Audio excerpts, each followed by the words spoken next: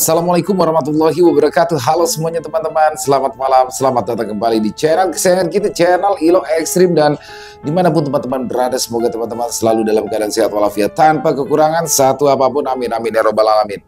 Dan pada kesempatan yang baik ini kami akan membawakan satu kisah dari penulis favorit kita semua, Mas Dhani SBR. Dan kisahnya pastinya ya, kisah favorit kita semua, warung kopi Bang Doni. Wow, pasti seru banget ya udah kalau udah warung kopi Bang Doni. Tapi sebelum kita masuk ke dalam kisahnya, buat teman-teman mungkin yang baru bergabung, silahkan bisa diklik dulu tombol subscribe. Jangan lupa lonceng notifikasinya dinyalakan agar teman-teman selalu mendapatkan notifikasi dari konten-konten yang akan kami upload di setiap harinya. Kami juga ingin mengucapkan terima kasih kepada seluruh teman-teman yang sudah selalu setia hadir, yang sudah selalu mendukung kami, karena teman-temanlah kami selalu bersemangat berkarya di setiap harinya. Gak pakai berlama-lama lagi, pasti udah gak sabaran kan untuk masuk ke dalam kisahnya. Kita langsung saja masuk ke dalam kisahnya. Bude horor on. Pohon keramat di tengah lahan proyek. Warung kopi Bang Doni. Pagi itu, suasana terasa begitu hangat. Meski udara masih dingin, cahaya matahari perlahan muncul di balik pepohonan, menyinari warung kecil Mak Zubaidah yang terletak di depan rumahnya. Aroma harum nasi uduk yang baru saja matang tercium, bercampur dengan wangi gorengan dan sambal kacang yang menggugah selera. Doni duduk di bangku panjang warung, menikmati seporsi nasi uduk lengkap dengan telur dadar, tempe goreng, dan sambal yang khas. Suara ayam berkokok dan aktivitas warga sekitar yang mulai beranjak keluar rumah menambah kesan tenang di pagi itu. Mak Zubaidah dengan senyum hangatnya melayani para pelanggan yang datang satu persatu. Tong, si Gembul sama Jumeri kemana ya? Kok belum pada sarapan dah? Tanya Mak Zubaidah. Gak tahu Mak, biasanya udah pada ngejedok duluan. Lagi pada mandi kali, jawab Doni. Iya Tong, semalam Mak kepikiran dah, lu kalau udah kawin sama Nani bakal tinggal 5 hari kan? Tanya Mak Zubaidah penasaran. Mendengar itu, Doni sempat terdiam. Sambil melihat dalam-dalam ibunya, Doni pun berkata, kayaknya Doni kalau udah kawin mah bakalan tinggal misah Mak. Doni kagak tinggal di sini lagi, jawab Doni serius. Ya, ngapa kagak tetap tinggal 5 hari aja sih Tong? Pan rumah masih lega, kamarnya juga masih banyak. Kalau kurang tinggal lebarin belakang. Pan di belakang tanah masih ada yang kosong, saut Mak Zubaidah. Lagian ya, gue mah maunya deket terus sama mantu gue, sama cucu gue si Putri. Terus kalau lu punya anak lagi, pan emak seneng. Rumah emak jadi rame dah sama cucu-cucu emak, sambung Mak Zubaidah. Iya Mak, Doni juga maunya kayak begitu. Masalahnya pikiran emak sama pikiran Babe Roni sama. Dia juga maunya Nani kalau udah nikah tinggal di sono. Nah, tuh bingung pan saya. Nah, biar adil, ntar Doni sama Nani kalau udah nikah mau ngontrak aja sambil nabung bakal beli rumah mandiri, ungkap Doni.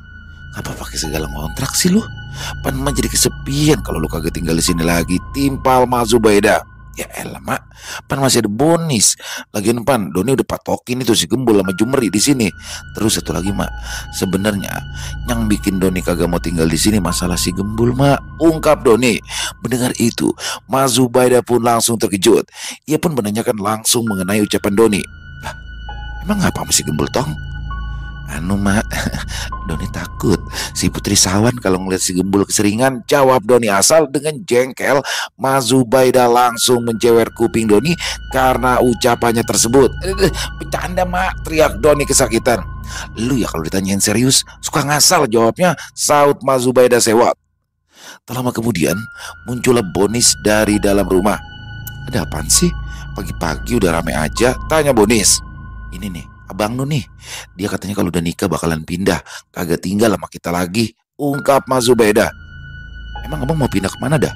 Kenapa nggak di sini aja sih? Tanya Bonis. Gue mau pindah ke apartemen, seloroh Doni. Cih, gaya-gayaan abang mau tinggal di apartemen, nanti abang bingung nyari sarapannya, saut Bonis meragukan ucapan kakaknya. Apartemen apaan sih? Daerah mana tuh? Tanya Mak Zubaidah penasaran. Mak, apartemen itu tempat orang yang tinggal di gedung-gedung itu Mak. Nah Bang Doni mau ngontrak di tempat yang begituan, jelas Doni pada ibunya. Hah? Lu mau ngontrak di gedung bakal tinggal? Ya ampun, kesian si Nani ntar capek aja ngepelnya lah. Ngepel rumah segede gini aja pegel, apalagi ngepel satu gedung. Pan lebar dong, ucap Mak Zubaidah polos. Ya ampun Mak, bangetan amat saya mana nih ngontrak satu gedung apartemen. Apartemen mah kecil mak, satu gedung tuh ada beberapa apartemen, jadi kagak satu gedung bakal saya doang, ungkap Doni. Tapi bang, emang beneran abang kalau udah nikah mau tinggal di apartemen? Tanya Bonis memperjelas. Agak lah, bang mau canda. Masa iya abang tinggal di apartemen, nanti abang kagak bisa bikin kandang ayam. Ih, dosa lu bang bohongin orang tua. Lihat tuh mak, masih bingung bayangin apartemen kayak bagaimana. Sindir Bonis pada ibunya. Ya itulah perbincangan Mbak Zubaida dengan anak-anaknya. Walaupun gaya bicara mereka terkadang bernada tinggi, namun pancaran kasih sayang antara mereka terlihat jelas. Itu terlihat pada Mbak Zubaida yang sangat memperhatikan Doni. Kemudian, setelah perbincangan tersebut, Bonis memberitahu kepada ibu dan kakaknya jika dirinya akan mengikuti acara kampus di luar kota. Itu pakai nginep, Nis? Tanya Mbak Zubaida. Yang nginep, mak, penjauh lokasinya, di Bandung, jawab Bonis.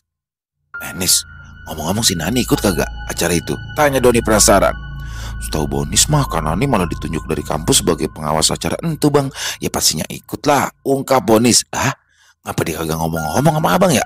Jadi lupa kali ya, timpal Doni kebingungan. Di siang harinya, Doni sudah berada di warung kopi Bang Doni sambil ditemani segelas kopi hitam. Doni terlihat termenung memikirkan kekasihnya Nani yang akan mengikuti acara kampus. Apalagi Doni tadi beritahu oleh Nani mengenai acara yang akan diikutinya itu. Doni pun bermaksud ingin menanyakan langsung pada Nani mengenai hal itu. Karena kebetulan di hari itu Nani akan mendatangi warung kopi Bang Doni untuk memeriksa pembukuan. Dan benar saja, tak lama kemudian Nani pun tiba bersama Bonis setelah mereka pulang bersama dari kampus. Melihat kedatangan sang kekasih, Doni pun langsung menghampirinya dan menyambutnya dengan hangat. Nani, mau minum apa? Abang siapin ya, ucap Doni. Iya, abang apaan sih? Ntar Nani bisa ambil sendiri bang, saut Nani. Tiba-tiba saja Bonis nyeletuk dari belakang. Jus jeruk aja bang, Bonis aus. Ya elah lu Nis, lu pada gede, ambil diri ngapa? Saut Doni sewot. Ye, tadi abang nawarin. Gua bukannya nawarin lu, gua nawarin si Nani, ucap Doni sewot. Melihat itu, Nani hanya bisa senyum-senyum sendiri. Ia pun langsung melerai keduanya. Udah, yuk kita langsung masuk aja, saut Nani. Setelah Nani selesai dengan pekerjaannya, memeriksa pembukuan warung kopi Bang Doni, dia langsung bergabung dengan Doni dan Bonis di meja VIP di situ. Tanpa berbasa-basi, Doni langsung menanyakan perihal acara yang akan diikuti Nani di kampusnya. Oh iya bang, Nani ditunjuk sama kampus untuk jadi perwakilan mahasiswa untuk jadi pengawas di acara itu. Sebenarnya Nani nggak mau, tapi Nani nggak enak nolaknya, ungkap Nani. Mendengar itu, Doni pun langsung mengerti. Dengan gaya manja, Doni pun bertanya kembali.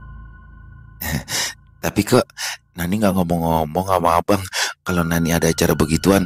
Melihat tingkah kakaknya, tak pelak Bonis terlihat risih. Idih, abang jijik banget sih, so manja-manjaan begitu nggak pantas tau sama muka. Lah, sirik aja lu biji karambol, sahut Doni sewot. Iya kak, Bonis denger-dengar kalau yang ditunjuk jadi pengawas biasanya tuh mahasiswa yang pinter dan yang udah semester akhir, ya kak? Tanya Bonis pada Nani. Kalau semester akhirnya iya, kalau pinternya kan Nani gak tahu juga tuh Nis. Kayaknya itu penunjukannya random deh, jawab Nani.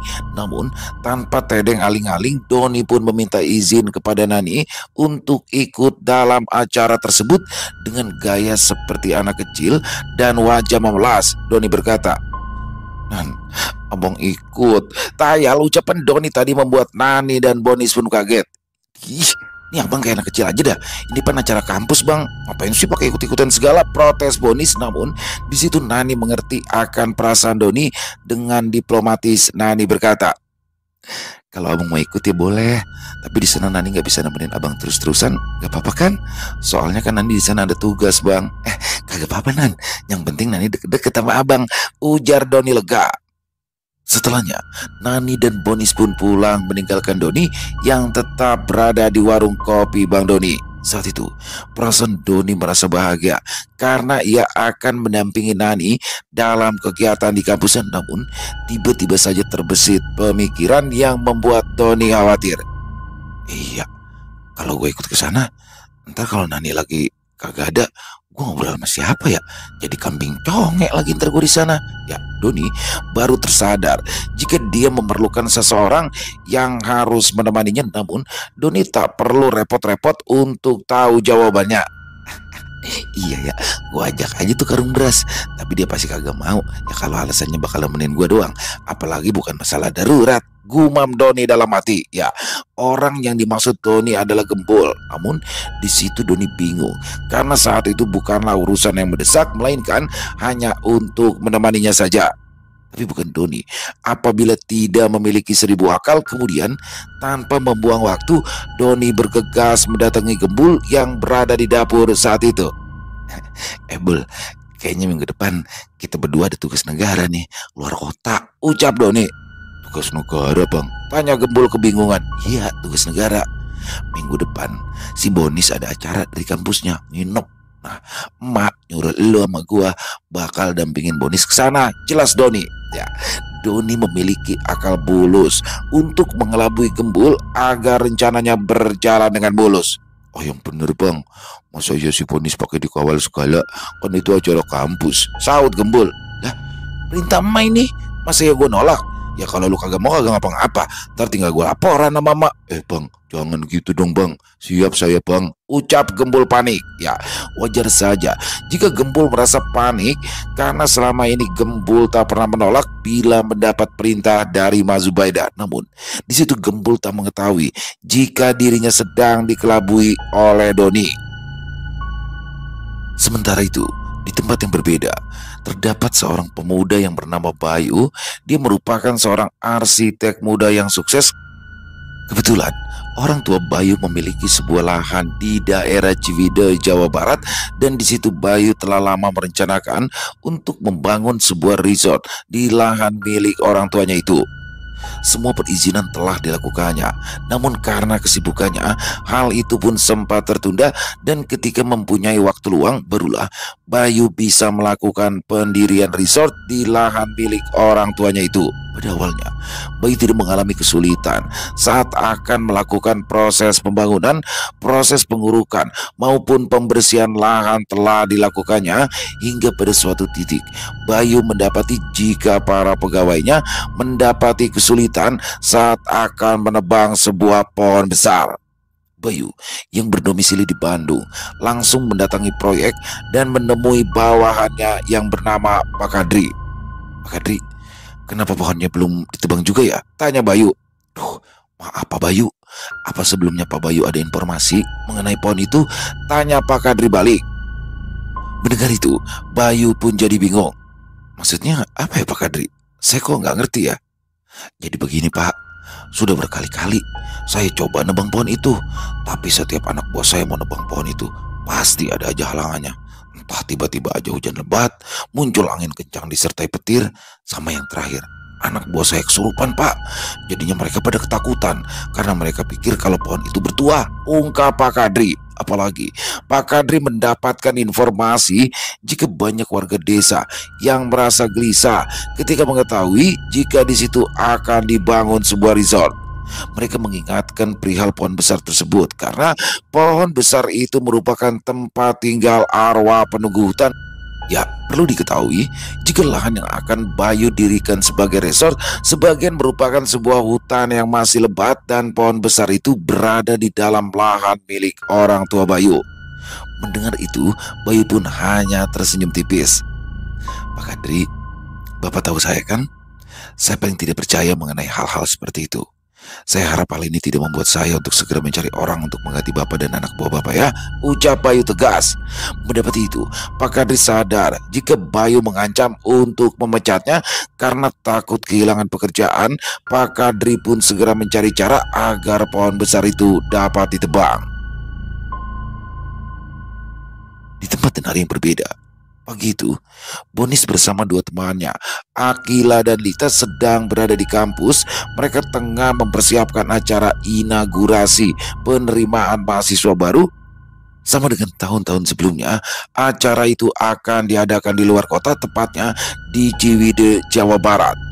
Sebagai mahasiswa semester 3, mereka bertiga didapuk menjadi panitia acara. Seluruh persiapan telah dilakukan sejak beberapa minggu yang lalu dan hari ini adalah hari keberangkatan. Kampus tampak ramai dengan mahasiswa baru yang berkumpul membawa tas besar.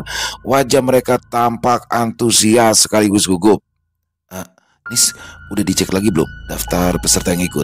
Tanya Hasto ketua panitia sambil memegang ponsel dan memastikan transportasi siap diatur. Udah, semuanya udah lengkap.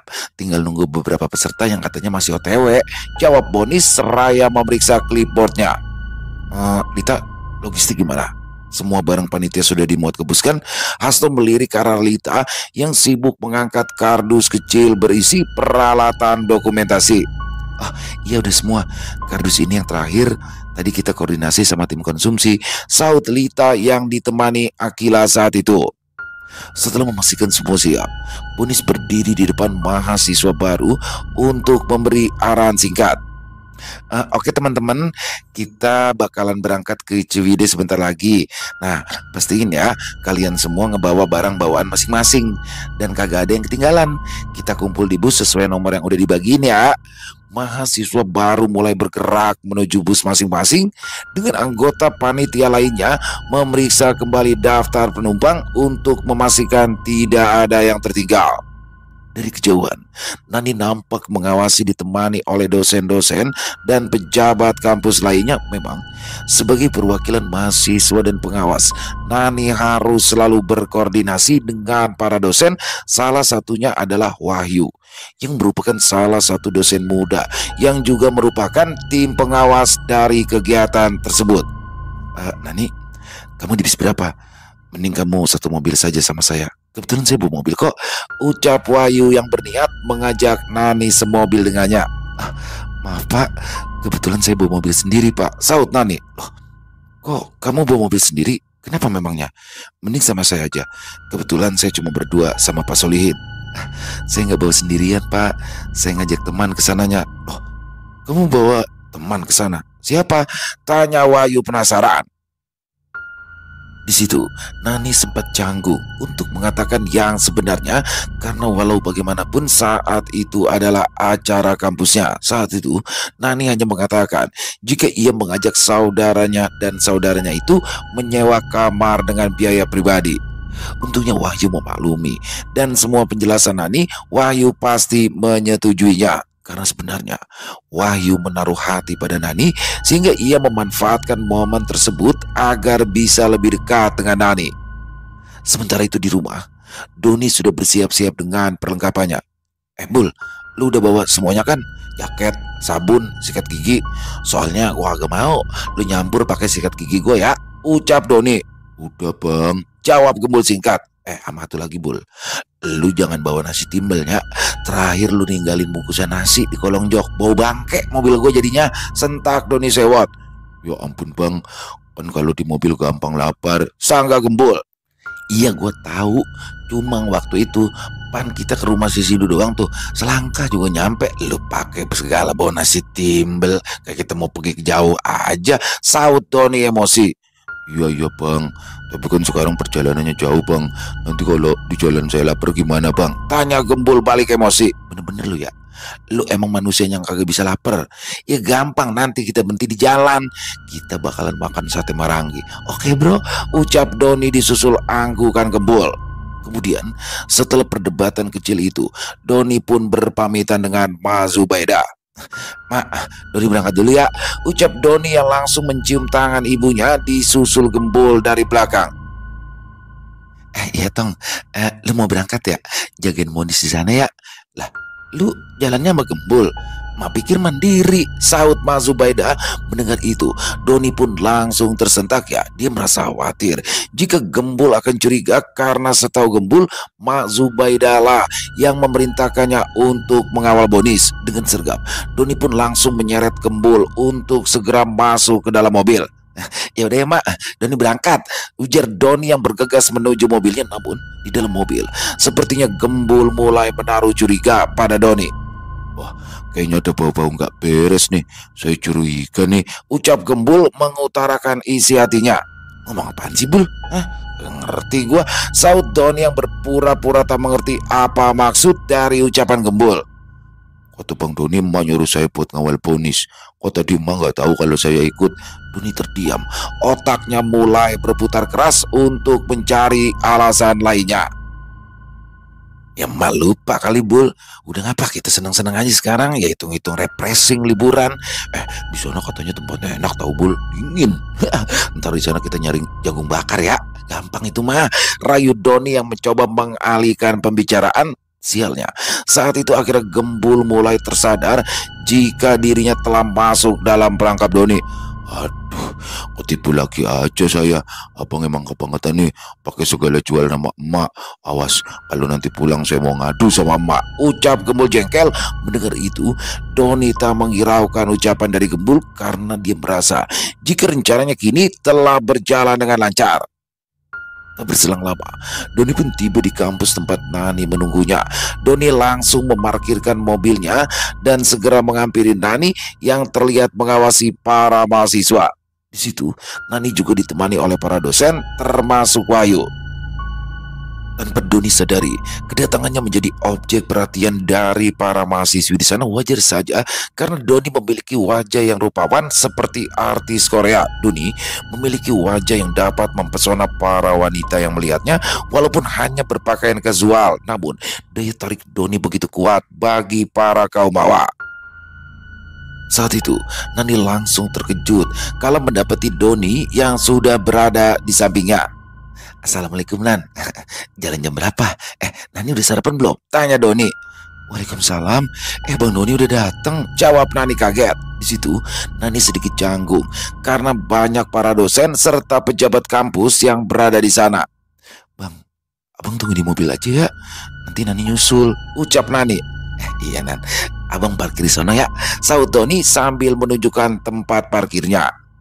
Sementara itu, di bus yang ditumpangi Bonis, mata para mahasiswi baru itu tertuju kepada Doni, begitu juga dengan Lita dan Akila. Nis, abang mau ikut juga ya? Asik, ucap Akila. Pasti bakalan seru nih di sana nih, ada pacar hayalan gua. Saut Lita tak mau kalah.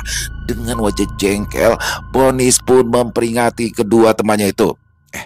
Awas ya lu berdua, jangan punya pikiran macam-macam. Di sana ada Kak Nani, mau lu disemprot sama dia? Tak menghiraukan ucapan Bonis, Lita pun berkata, ya selama janur kuning belum lengkung, persaingan itu masih ada, Nis. Skui aja, lu jangan kaget ya kalau gue tiba-tiba jadi kakak ipar lu.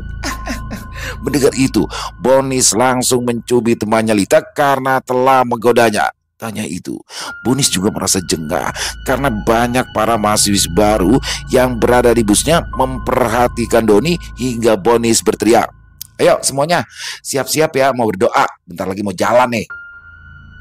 Perjalanan menuju Ciwidey pun mulai. Sementara itu, Bonis dan panitia yang lain terlihat sibuk berdiskusi tentang detail acara. Gak sabar nih lihat ekspresi mahasiswa baru nanti.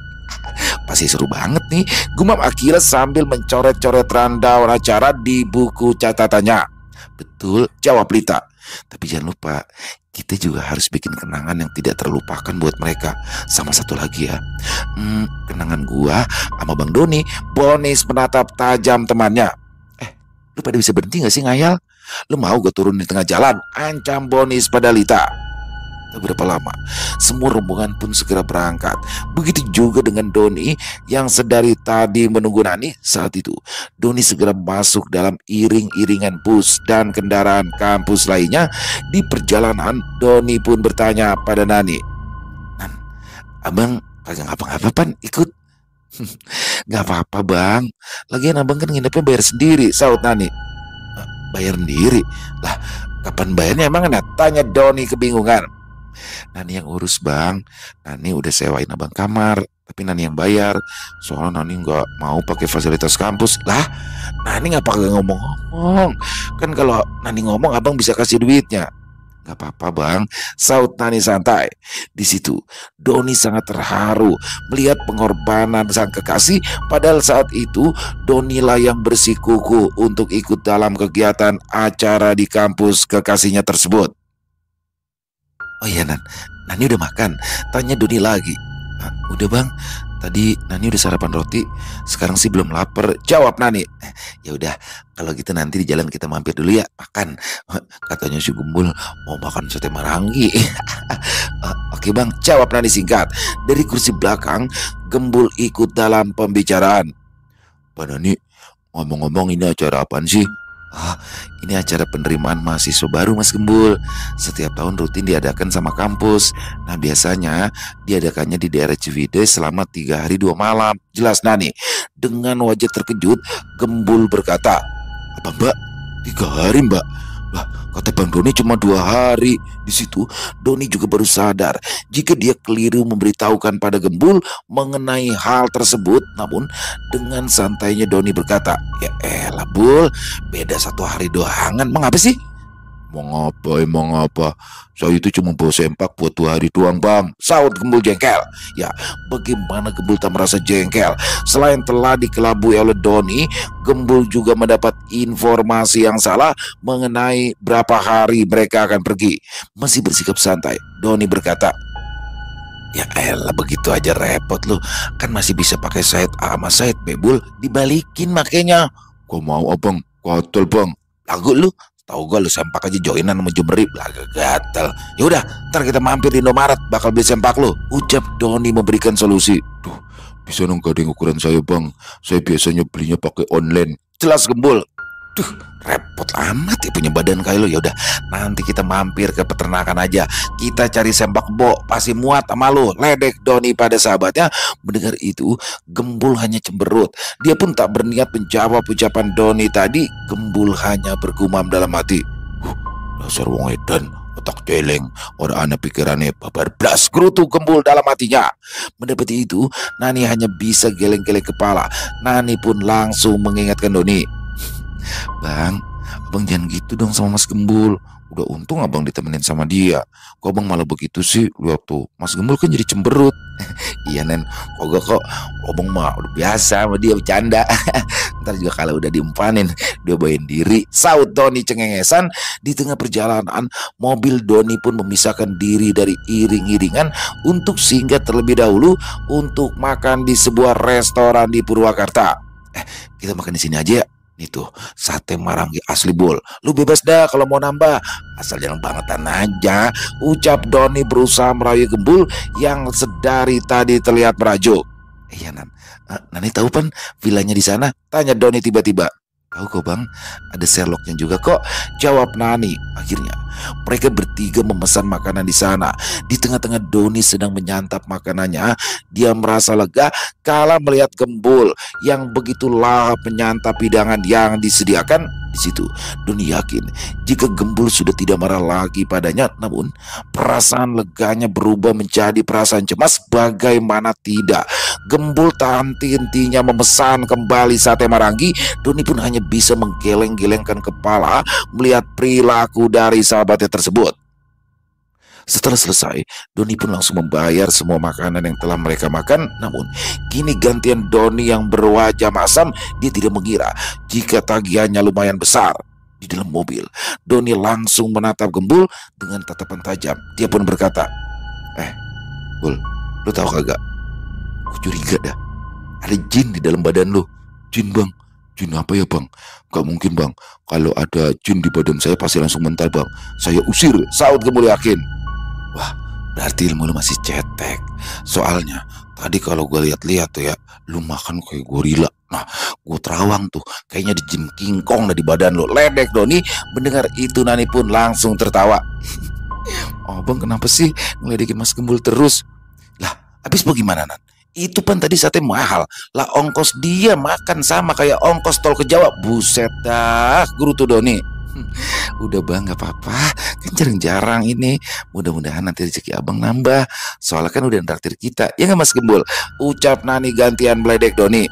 Amin. Ya mbak, betul banget mbak, saut Gembul.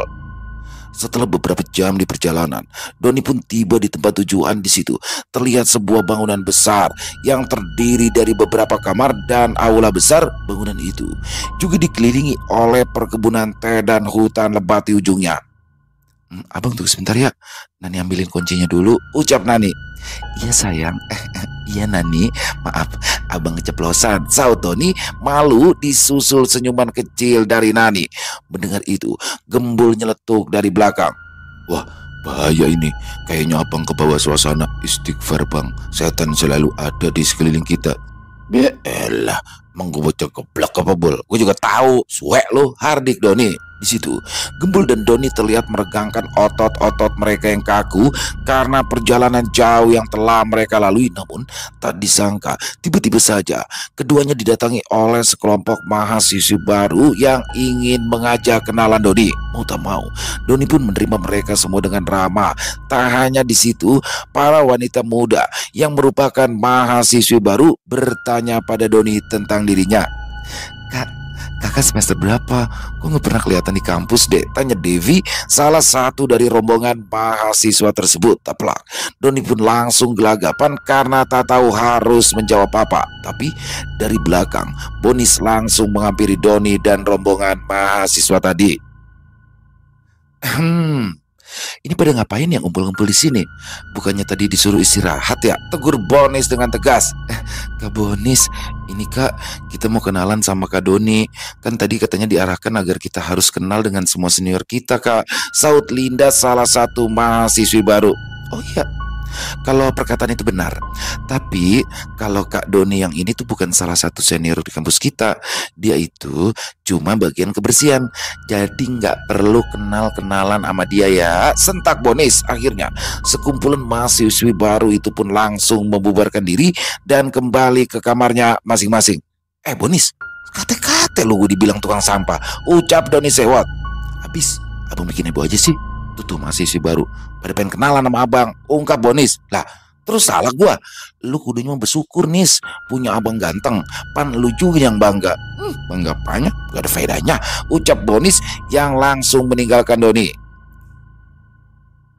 Tak lama berselang, Doni pun sudah berada di kamarnya. Di situ Doni terlihat sumringah. Melihat itu, Gembul pun bertanya, abang seneng banget kelihatannya bang. Ya iyalah Bul, bagaimana gua agak seneng. Si Nani kamar sebelah kita persis. Saut Doni cengengesan.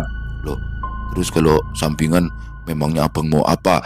Pancing Gembul mencari tahu isi kepala Doni. Ya kagak mau ngapa-ngapain Bul, gua agak ngeres Bul. Gua cuma neng aja Nani ada deket gua. Ungkap Doni mencoba menghilangkan prasangka buruk Gembul padanya. Di malam harinya, acara kegiatan kampus pun dimulai. Dari acara perkenalan hingga festival musik yang dihadirkan oleh seluruh mahasiswa. Terlihat suasananya sangatlah meriah, baik di dalam aula yang merupakan pusat dari acara maupun di luar aula di mana mahasiswa baru dan senior berkumpul. Karena Nani sibuk dengan tugasnya, Doni pun mengajak Gembul berkeliling walaupun bukan termasuk mahasiswa. Doni terlihat santai, namun yang tidak Doni sadari rupanya dia sudah dikenal oleh para mahasiswa senior di kampus Nani. Wajar saja karena Doni pernah berkelahi dengan salah satu mahasiswa senior yang kala itu telah memelet Nani. Doni menghajarnya habis-habisan hingga membuat mahasiswa senior itu dikeluarkan dari kampusnya karena kedapatan membawa narkoba. Akhirnya Doni sangat dihormati dan membuat para mahasiswa senior tak ingin berurusan dengan Doni. Bul, cari kopi ngapa Bul? Mulut gua asem banget ini, ucap Doni. Ya, kalau asem mah ngerokok bang, masa minta kopi? Saut Gembul. Yang rokok kalau kagak ada kopi ibarat mah taman kagak berbunga Bul. Wah itu mah lagu Roma Irama bang. Lagian saya nyari kopi di mana bang? Warung kayaknya jauh dari sini bang. Keluh Gembul. Iya ya. Bonis mana sih ya? Mau minta kopi gue ini, ucap Doni sambil mengedarkan pandangannya ke sekeliling. Tak sengaja Doni melihat sekelompok mahasiswa senior yang sedang mengkojlok mahasiswa baru. Terlihat para mahasiswa senior itu membentak, menampar, dan menyuruh para juniornya melakukan push up. Sebenarnya hal itu bukanlah termasuk program dari acara inaugurasi, melainkan keisengan dari para mahasiswa senior pada juniornya, dan itu adalah hal yang lumrah dan biasa terjadi di setiap tahunnya. Doni pun tertarik untuk melihat melihatnya. Karena bagi orang awam seperti Doni, hal tersebut cukup menarik perhatiannya. Tuh lihat Bul, lo kalau baru kuliah kudu digojlok kayak begini, ungkap Doni. Oh, emangnya biar apa ya bang? Tanya Gembul polos. Ya biar lo hormat sama senior. Tanya, sentak Doni sewot. Ya, sudah menjadi kebiasaan. Ketika Doni mengobrol dengan Gembul, nada suaranya selalu saja terdengar tinggi hingga tanpa Doni sadari. Suaranya itu terdengar oleh sekelompok mahasiswa senior yang sedang menggojlok juniornya. Akibatnya, mereka merasa risih dan sungkan sehingga langsung menghentikan kegiatan penggojlokan tersebut. Rupanya, para mahasiswa senior itu telah mengetahui sosok Doni dari kejadian lampau. Ya, pada berhenti Bul, padahal lagi seru-serunya tuh ya, ucap Doni melihat terhentinya kegiatan penggojlokan di depannya. Bang, saya lapar bang, kita keluar yuk bang nyari makanan, ajak Gembul. Lah, kan tadi kita baru makan Bul, masa lu udah lapar lagi? Yang gak tahu bang, saya emang orangnya begini bang. Lagian dari tadi diajak jalan gak makan-makan, saya kan jadinya iseng bang, protes Gembul. Tak lama kemudian, Doni ditegur oleh dua orang wanita yang ada di belakangnya. Bang Doni, mendengar itu, Doni pun langsung memalingkan pandangannya dan mencari tahu siapa yang memanggilnya. Rupanya itu adalah Lita dan Akila, teman dari Bonis. Abang mau kemana? Tanya Lita. Iya ini, abang lagi keliling nyariin Bonis. Pada ngeliat Bonis nggak? Tanya Doni balik. Ngapain nyari Bonis bang? Emangnya abang ada perlu apa sih? Tanya Akila. Abang mau minta kopi. Mendengar itu, Lita dan Akila bergegas mencarikan Doni kopi. Oh, abang tunggu di sini ya. Lita ambilin 2 gelas kan? Mau sama roti sekalian nggak? Makasih dek, roti boleh. Kalau ada mana nasi bungkus, saut Gembul. Makasih adik-adik. Bul, malu-maluin aja lu. Pakai segala minta nasi bungkus lagi lu. Ledek Doni.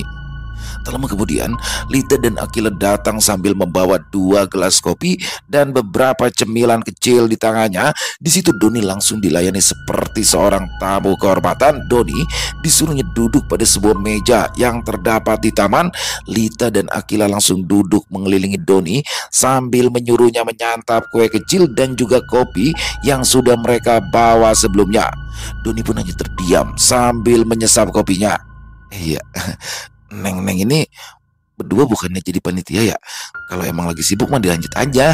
Saya takut ganggu, ucap Doni berusaha mengusir secara halus Lita dan Akila. Namun di situ keduanya nampak tak bergeming.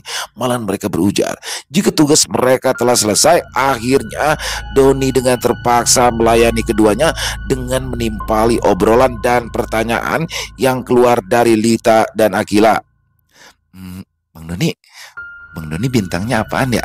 Kayaknya kita bakalan cocok kalau pacaran, ucap Lita yang membuat Doni terkejut. Wajar saja jika Doni merasa demikian karena ia baru saja menghadapi wanita seagresif Lita. Jangan mau bang sama dia bang, mendingan sama saya aja bang. Kalau nanti kita pacaran, kita bakalan nongkrong di BKT sore-sore sambil ngelihat pemandangan kali. Indah deh bang, saut Akila tak mau kalah. Dengan wajah pucat, Doni memandangi Gembul yang sedari tadi memakan makanan yang berada di dekatnya. Doni memberikan kode agar Gembul menolongnya dari perilaku agresif kedua wanita muda tersebut. Namun di situ Gembul hanya bersikap datar. Rupanya Gembul sedang benar-benar menikmati makanan yang tadi dibawa oleh Lita dan Akila. Hingga tiba-tiba saja terdengar suara dari belakang. Ya, rupanya itu adalah Nani yang langsung menatap Doni tajam kala itu yang sedang diapit oleh Akila dan Lita. Bukannya kalian ini berdua seksi acara ya? Kok malah ngumpul di sini? Gimana sih kalian jadi panitia? Gak tanggung jawab begitu, sentak Nani dengan wajah emosi. Mendengar itu, keduanya langsung meminta maaf pada Nani dan dengan segera meninggalkan tempat dengan bergegas. Dengan wajah lega, Doni pun berterima kasih pada Nani. Ya ampun Nanan, makasih ya udah selamatin abang dari cewek-cewek bos tadi. Abang kaget, kok pada geragas kayak begitu ya?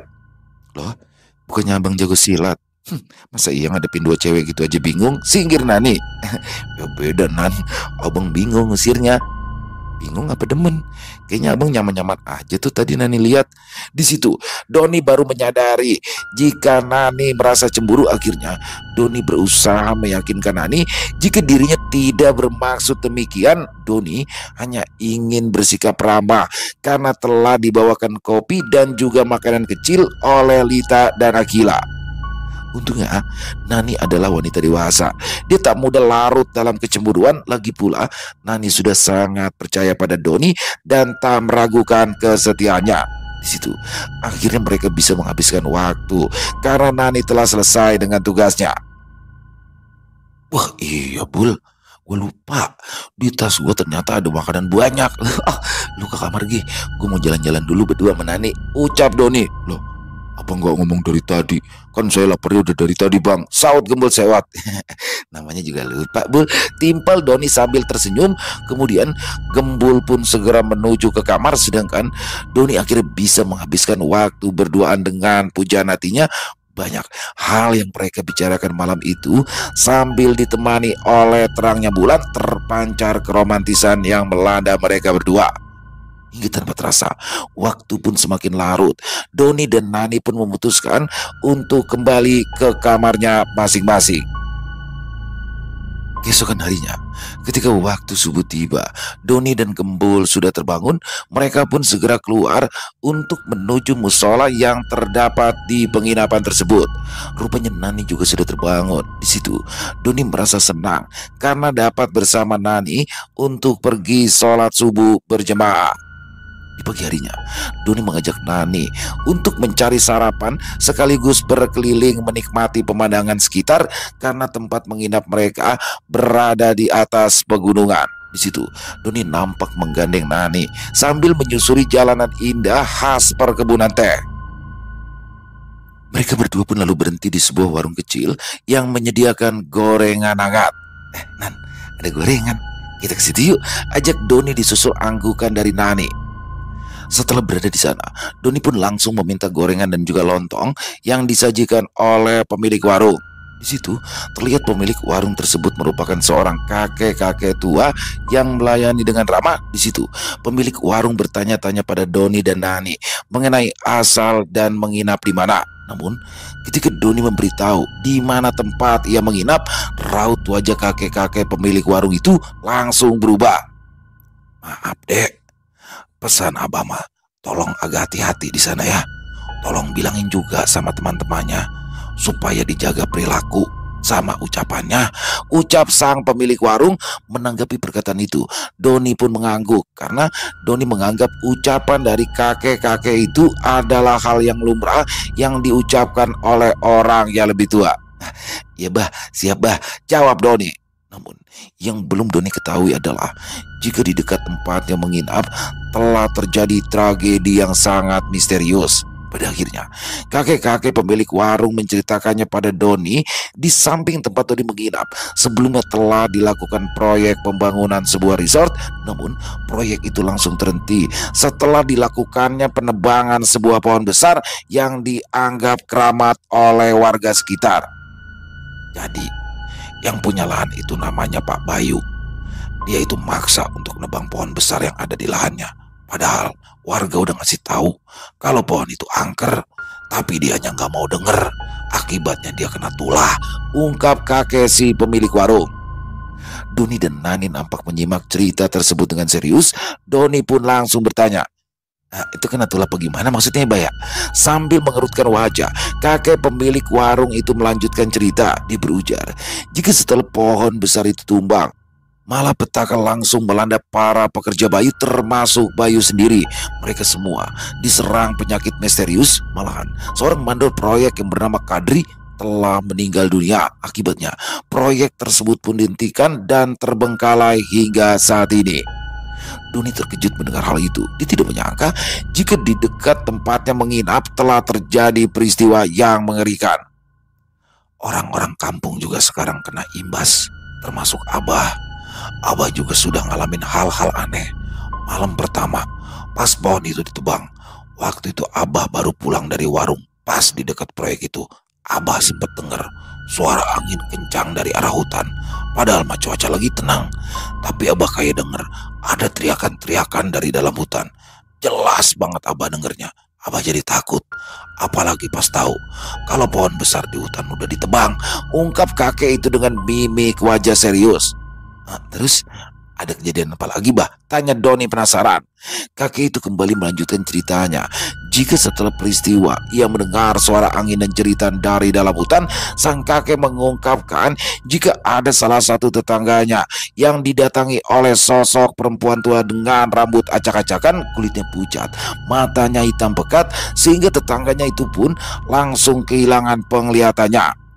Doni tertegun mendengar cerita dari kakek pemilik warung tersebut. Doni yakin jika orang tua di depannya ini tak mungkin mengada-ngada karena kakek tersebut menceritakannya dengan cukup serius.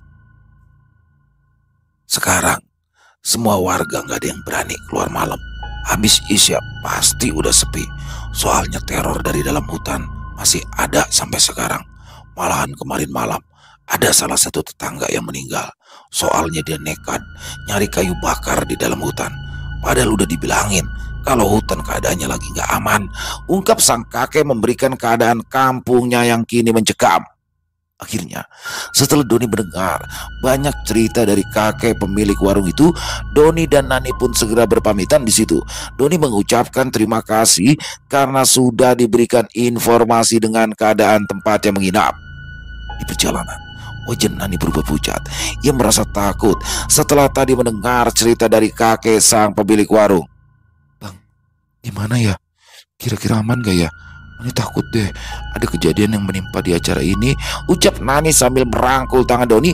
Bukannya ikut khawatir, Doni malah merasa berbunga-bunga. Tak ada rasa khawatir sedikit pun pada Doni, karena rupanya Doni sedang dimabuk asmara ketika menghabisi waktu berdua dengan wanita pujaan hatinya itu. Mereka berdua pun akhirnya kembali ke penginapan dan mengikuti kegiatan kampus. Namun keduanya tak sadar jika akan terjadi suatu peristiwa yang akan terjadi selanjutnya. Selesai. Wow, luar biasa kisah warung kopi Bang Doni. Pasti ya, selalu nih Bang Doni sama Gembul nggak ada habis-habisnya lagi. Gembul mau aja lagi dikerjain ya kan, dia udah tahu tuh sebenarnya tuh pas di mobil kabur aja harus masak. Kalau nggak pas makan sate marangi ya kabur aja ya, ninggalin Doni. Aduh, 3 hari lagi dia dijadiin ini. Dan luar biasa sekali di sini bagaimana akhirnya Doni berangkat bersama Gembul dan juga Nani dan juga Bonis dalam rangka menemani sang kekasih ke Ciwidey, Jawa Barat. Ciwidey jangan Kawah Putih ya, Kawah Putih kan ya Ciwidey teman-teman ya.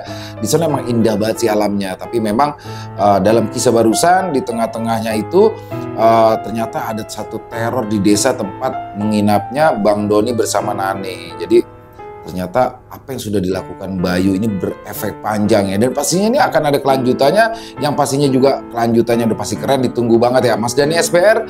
Nggak pakai lama, pokoknya next langsung lanjutannya dan tuntaskan ya. Keren pakai banget. Semoga teman-teman juga terhibur ya dengan kisah barusan para penikmat horor misteri, lebih khusus lagi kepada para subscriber dari channel Ilo Extreme. Buat teman-teman yang mungkin punya komentar lain, yang punya pendapat lain, bisa menuliskannya di dalam kolom komentar ataupun hanya sekedar saling menyapa, silakan. Insya Allah kami akan menjawab satu persatu. Buat teman-teman yang suka dengan videonya, bisa diklik tombol like-nya, tombol jempolnya, boleh juga dong dibantu share ya link videonya ini ke teman-teman yang lain agar juga ikut merasa terhibur. Buat teman-teman mungkin yang baru bergabung atau yang sudah lama bergabung tapi lupa nih ternyata belum diklik tombol subscribe-nya, ayo dong bisa diklik dulu tombol subscribe, jangan lupa lonceng notifikasinya dinyalakan agar teman-teman selalu mendapatkan notifikasi dari konten-konten yang akan kami upload di setiap harinya. Dan untuk channel Ilo Extreme ini kami upload setiap hari teman-teman ya, setiap malam jam 7 malam waktu Indonesia bagian Barat. Oh iya, buat teman-teman mungkin yang punya kisah horor misteri ya, yang diangkat dari kisah nyata yang berdasarkan pengalaman pribadi, apabila mungkin kisahnya berkenan untuk dibawakan di channel kami, silakan bisa mengirimkannya ke nomor telepon kami yang ada di bawah sini, dan bebas ya, dalam bentuk tulisan boleh, dalam bentuk rekaman suara boleh, pokoknya senyamannya teman-teman aja. Buat teman-teman yang sudah mengirimkan kisah, kami ucapkan terima kasih. Dan buat teman-teman yang mungkin sudah mengirimkan kisah tapi belum sempat dibawakan, harap bersabar ya, karena memang harus melalui proses penggarapan terlebih dahulu agar bisa dinikmati oleh rekan-rekan yang lain. Dan di akhir kata, saya Ilo mengucapkan permohonan maaf apabila mungkin dalam pembawaan kisahnya barusan ada kata-kata saya yang salah ataupun ada kata-kata saya mungkin yang kurang berkenan. Saya mohon dibukakan pintu maaf yang seluas-luasnya. Dan sampai jumpa lagi di konten-konten kami selanjutnya yang pasti tidak kalah ngerinya, yang pasti tidak kalah seramnya, masih bersama saya Ilo di channel Ilo Extreme. Salam sehat, sukses selalu untuk kita semua. Wassalamualaikum warahmatullahi wabarakatuh.